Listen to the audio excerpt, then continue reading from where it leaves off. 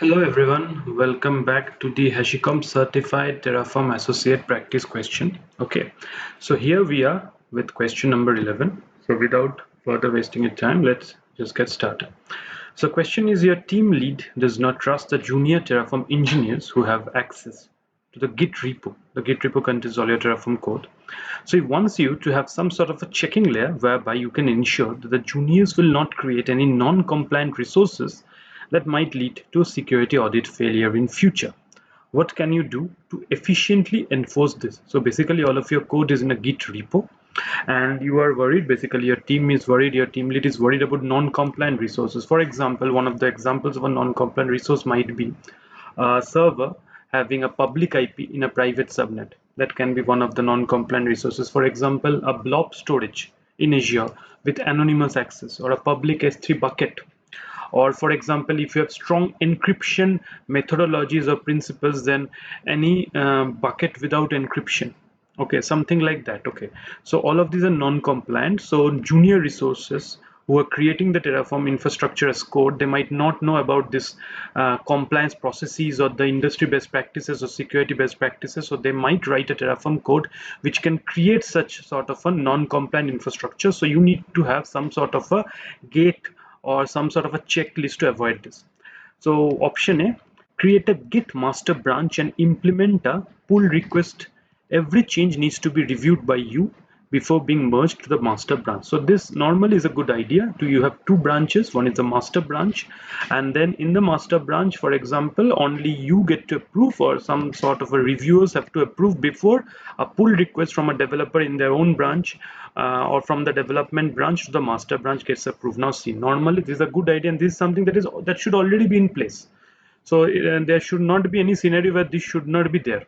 But this is not directly, this is not a technical way to solve your problem. This is more like a process way where you're relying on your review or something like that. For example, a methodology or a process to basically implement this kind of a compliance. But no, we want to have an efficient automatic way to enforce this. And secondly, in this case, you or the reviewers are being the bottleneck in the system. So unless and until things are getting reviewed, so for example, if somebody has created a very simple resource where there is no chance of a non-compliant resource getting created, still that needs to be reviewed by you or anybody from the reviewer team. So this just leads to a bottleneck. So obviously this is a good policy, this is something that should be there, but this is not the efficient or automated way to do, because we have better things to do. Secondly is, create a design or a security document in PDF and share to the team and ask them to always follow that document and never deviate from it. Again, these are process methodology. So you're creating a book or creating a compliance handbook, and you're trusting your developers to follow this. So we are not talking about trust here, we're talking about technical competency of how to enable something via technology, not via trust or via process. So obviously this is also a good thing to have a handbook where developers can refer or understand what is non-compliant, why it is non-compliant, and every cloud center of excellence of every big enterprise already have such sort of LLDs or HLDs or high-level documents or security methodology books. But this is again not a technological way to solve the problem. So third is, since your team is using HashiCorp Terraform Enterprise Edition, you enable Sentinel and then write policy as code rules that will check for non-compliant resource provisioning and prevent or report them. Okay, so in this case, we are assuming that we are using Terraform Enterprise Edition. Okay, so that is okay, because in the question it is not mentioned either we are using Terraform Enterprise or OSS, so we can assume that we are using Terraform Enterprise, and it is indeed true. Terraform has an add-on or a feature or some sort of a sub tool called Sentinel. Okay, it is not only for Terraform, other HashiCorp products can also leverage this. Okay, it is more like a standalone tool. It is like a policy as code, just like Terraform is infrastructure as code. This is policy as code, where you can write something very similar to Azure policy or AWS config rules, where you can basically write the policy. For example, you can write no subnet which has a tag with private, for example, can have access to can have an SNSG rule that allows access from the internet, for example. Or you can write that there should be no resource that can be provisioned which does not have the following 5 mandatory tags. So this is a Sentinel thing. This is only available in Terraform Enterprise, that too in the team and governance plan. Okay, This allows you to write policy as code rules. So this is a correct answer. So these are things. So in this question, what actually the question is asking is your knowledge of the Terraform features which are available in Terraform Enterprise. Now D, they are saying use Terraform open source, okay, Sentinel Lite version, which will save cost because it's not enterprise, it is open source. Since there are no charges for SS, and you can still check for most of the non-compliant rules using policy at code. So what they're saying that there are two types of Terraform which we already know, Terraform Enterprise and Terraform OSS, open source version. They are saying that in the open source we have provided, HashiCorp is providing something called Sentinel Lite. So nothing like this available at all. So Terraform OSS open source does not have Sentinel. It is only available in Terraform Enterprise, that too in the team and governance plan. Okay, so there is no question of something called Sentinel Lite. Okay, which is a light version of the many products or many companies offer that. Maybe HashiCorp will also provide maybe something like this in the future, but as of now, there is nothing called Terraform OSS Sentinel Lite version. So basically your correct answer is C. Since your team is using HashiCorp Terraform Enterprise Edition, you can enable Sentinel and then write policy as code rules that will check for non-compliant resource provisioning and prevent or report them.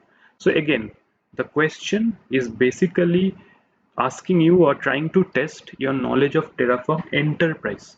So even in my test, okay, I got 3 to 4 questions or even more regarding some features which are available in Terraform Enterprise and which are not available in Terraform Open Source. Now, you don't need to know those features in great depth because you are obviously not going to pay for Terraform Enterprise, install it and then use this, but you still need to know that this option is only available in Terraform Enterprise and not available in Terraform OSS. And also more 10,000 feet overview, what does that particular feature does. For example, Terraform cloud workspaces, what does it does. Terraform enterprise clustering, high availability, what does it does. Those basic things you need to know, and also you need to know what is in OSS, what is in Terraform Cloud, and what is in basically the Terraform Enterprise version. So as always, let us go to this reference, which is the Sentinel overview. As you can see, it is only part, it is a paid feature, it is only part of the Terraform Enterprise team and governance package or the Terraform Cloud team and governance package. Okay, so Terraform Enterprise, it is by default available, and also in Terraform Cloud team and governance package it is available. So in one of my earlier questions also, I think you might have seen that Terraform Cloud also has 3 parts. One is Terraform Cloud Free, available for 5 versions. There the Sentinel is not available. Then there is another thing called Terraform Cloud Team Package, which basically, for example, offers you, I think, roles and teams and all of those things. Then you have this, which is Team and Governance, I think, which offers you Terraform this Sentinel, and also I think it offers you that cost estimate thing. Okay, so we can learn a little bit about that here also. But basically, what does the Sentinel? It is an embedded policy as code framework which is integrated with the HashiCorp Enterprise products.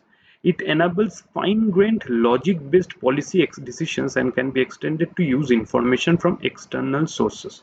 So this is a policy as code framework, okay, which is part of enterprise products. Now, if you come here, you will see this, that for example, in Terraform Cloud, I think, yes, see, Sentinel and cost estimation are the only 2 things which are available in team and governance. So Sentinel is not available in free and team.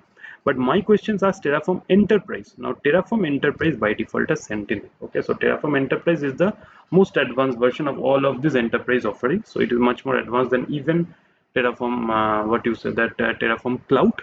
Okay, so for example, you will see that in Terraform Cloud, it ends at this cost estimation. But in Terraform Enterprise, you have SSO clustering and all of this self-hosted audit logs and all of this thing. Okay, so for example, we are using Terraform HashiCorp Terraform Enterprise Edition. So we are not even using Terraform Cloud. So by default, we have Sentinel. We just use Sentinel and write policy as code rules, and it will check for all of these use cases. So thank you, and everyone, please share your feedback in the comment section if you liked this video and let me know.